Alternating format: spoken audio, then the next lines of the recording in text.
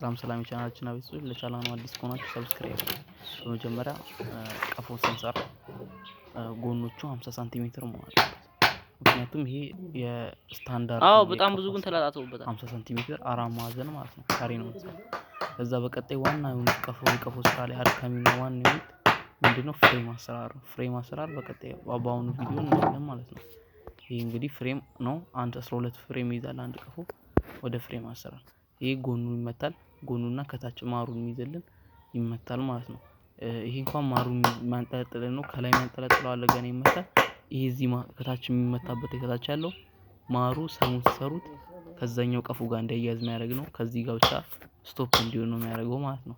አሁን በጎንና በጎን ይመታል ማለት ነው። ከዛ በጎንና በጎን ተመታ በኋላ ከላይ ይመታል። ይሄ አሁን ጥንቃቄ በጣም ያስፈልጋል። የቀፎ ሲሰራ በጣም ጥንቃቄ የሚያስፈልገው እንጨቱ ሊሰነቀል ይችላል፣ ቢስማር ሊጣመም ይችላል፣ እጃችን ልንመታ ይችላል። ስለዚህ በጣም ችሎታ ያስፈልጋል። መጨረሻው ይሄን ይመስላል። በጎንና በጎን ተመታ።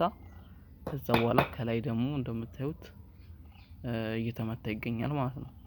ይሄኛው ማር የሚይዘው አሁን ሰውየው በእጁ ያዘው ማር የሚይዝልን ነው። ከዛ በኋላ ከታች ያለው ደግሞ ሰሙ ወደ ታች እንዳያልፍ እዛም በላይ እንዳይሰሩ የሚያደርግ ነው የሚገድብልን ነው። ይሄ ሁለቱ ደግሞ ጎንና ጎን ያሉ ናቸው ማለት ነው። እንግዲህ ዛሬ ፍሬም እና የቀፎ ቦክስ አሰራር ጨርሰናል። በቀጣይ ደግሞ ፊኒሺንግ ስራው ላይ ቀለም እንዴት እንደሚቀባ እና ቀበቶ ይባላል። ቀበቶ ማለት የቀፎ ቀበቶ ማለት ጎንና ጎን ገጠም አድርጎ ንቦቹ እንዳይወጡ ወይ ቀፎ እንዳይወድቅ የሚያደርግልን ነው። እሱን አሰራር እናሳያለን። ፓርት 1ን ይሄን ይመስል ነበር። ለቻናሉም አዲስ ከሆናችሁ ሰብስክራይብ ላይክ ማድረግ እንዳይረሳ።